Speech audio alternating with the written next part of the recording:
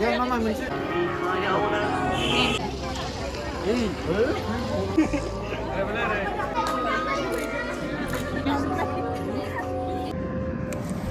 Hello everyone, आप सबको स्वागत है सकलोंडास लाइव की न्यू एपिसोड में। लोंडा भाई आ गया फिर से नया एपिसोड लेके। ऐसे आज का एपिसोड छपरा का फ्लाईओवर से स्टार्ट होगा। तो अभी सनसेट होने वाला है। घर पे था मैं और नहा धो के रेडी होके जल्दी आ गया। मैं एक दोस्त के भाई की शादी है, उधर जाके अटेंड करना पड़ेगा मेरे को, इसलिए मैं अभी जल्दी आ गया। तो उधर गिफ्ट भी ले लिया मैंने। आप सीधा शादी में मिलते हैं, दोस्त के भाई के शादी में। तो चलिए लोंडा भाई की न्यू एपिसोड को स्टार्ट करते हैं।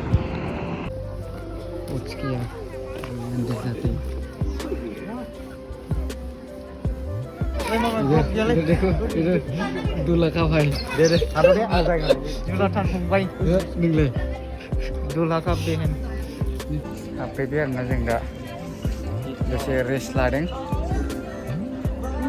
ओरैनो साइडआव दङ सालथे हिट ना हिन्जाव गोदान फंबाय आं हिन्जाव गोदान फंबाय दा जायखिजाया जोंनियाव दसे जिरायथ'दों आरोना, रेस्ट लादों। आंबो दासो सफैखादों, न'आवसो दंहैयोमोन आङो।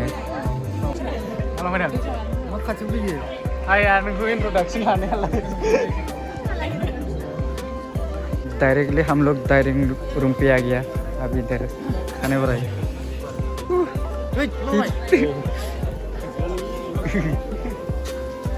इधर देखो, डायरेक्टली डाइनिंग रूम पे आ गया हम लोग। मासे फालतू मानसि नोंसोरलाय? सेल्फि लानो मोना नामा? मोनजागोनखाय बिराद थाब फैलायबावोब्रा बियो। आं बिदि होनो हायाबा हिन्जावनो, आं हिन्जाव लाया। हिन्जाव लाया? रेकर्ड थाबाय नै। मा नामलाय बिनिया नामा? एलमार। बिना एलमार मामा बोल रहा है अपने लोंडिया को ऐसा नहीं दे सकता है तो वो शादी नहीं करेगा, ऐसा बोल रहा है। ये प्रूफ हो गया, अभी वीडियो करके रखा है मैंने। डाइनिंग हॉल पे पूरा खाना वाना खाने वाला है हम लोग। मंडलों के देख सकता है इधर।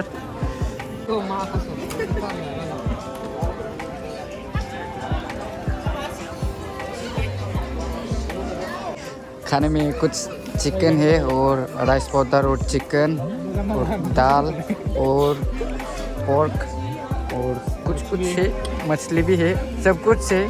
अभी हम लोग खाने वाला है। नैबेथ' नोगोद जासिदों।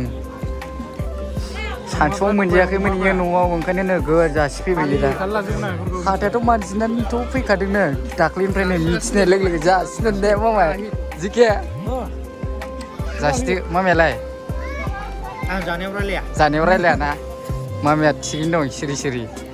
आंबो दा नै जासिनोसै। जायखिजाया आं बारा जानो हानाय नङा, जागोन एसे आरोना, बारा नङा। जागोन नालानि र' गोदै फैबाय। बेदरखौथ' जानो हाजोबासो, मेजेम ना आंगायजोब्बाय। दिप मामिया एसे जादों, ओमफ्राय जिखियाबोथ' बारा जानो हायाखै। आंबोथ' जानो हाखायासै बेदरखौ, मेजेम ना।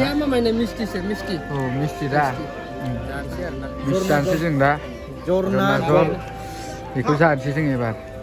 मिस्टि जादों मामाय जादों गोदै। आंबोथ' जाबाय, साफा जाजोब्बाय आरोना। अमाया खिन्थु एसे बांद्राय मेजेमखाय जानो हायासै आङो।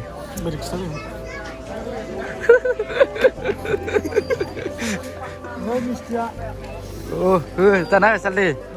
औ जाना हो। सनि बिदानि हाबायाव देनजार जाखावफैबाय आरोना। जायखिजाया जों लोंदाफ्रा हिट ओमफ्राय डाइनिं हलनिफ्राय ओंखारबोबाय एबार। दसे रेस्ट लानोसै। गलगप्पा है इधर, खा सकता है। जानो गोसोबा जानो हायो ना गलगप्पा। पेन्देला हिट नुदों इनिफ्राय ना, सिंनिफ्राय। हा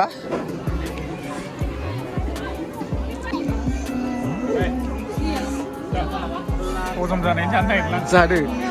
दा बावैसो ओंखाम जाखादोंमोन, हजम जानायनि बावनो जि फाग्लालै इयो। आयु मामाय नोंलाय? नोंबो होदो। जाथ'ला ना? आंबो जाथ'वालै। आयौ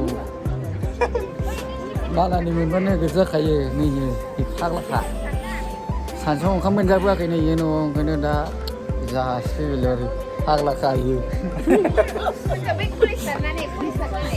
बिदि गेलेलांना जालायखाबाय बेखौ फैनोसै आरामनो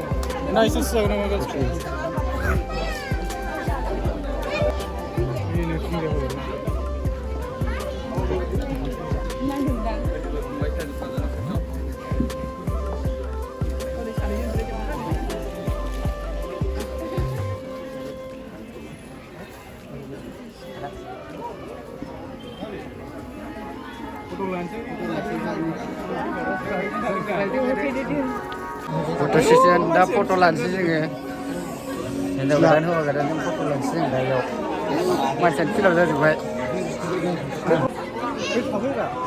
ओइयावल' थादो नोङो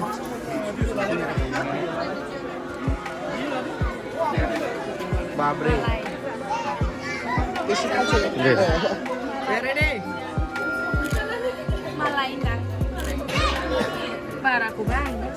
सासे जाबाय दा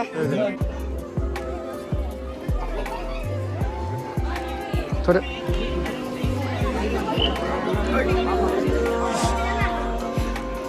aduh gue cuma muncul lah say hi biday tuh deh bro aduh oh hanse wajahnya sih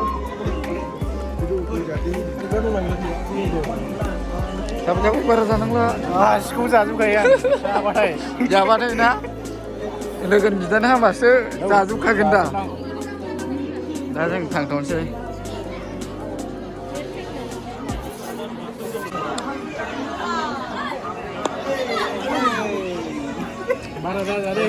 wah salting mana daso kobla kawda daso oंखारबोदों नै दारिया जाहांबाय थ' नोंना सालदो बाबु फिफा औ बेखौथ' बुंनानै लाब गैखाला जाखावलांसै ना